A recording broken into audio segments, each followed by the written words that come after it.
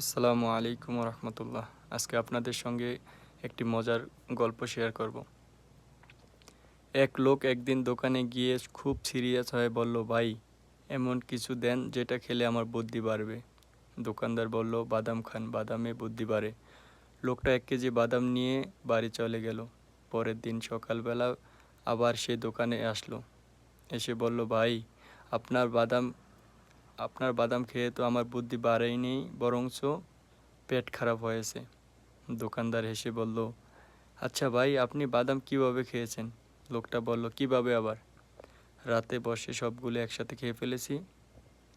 দোকানদার বলল, বাদাম আপনাকে বুদ্ধি দেওয়ার আগেই আপনি বাদামের সাথে বুদ্ধিও খেয়ে ফেলেছেন।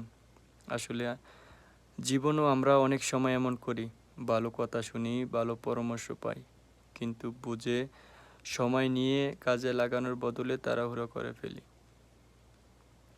মনে রাখবেন, ভালো জিনিস পেলেই হবে না, সেটা সঠিকভাবে ব্যবহার করাটাও বুদ্ধিমানের কাজ। ভিডিওটা এই পর্যন্তই। ভালো লাগলে লাইক, কমেন্ট, শেয়ার করে পাশে থাকবেন।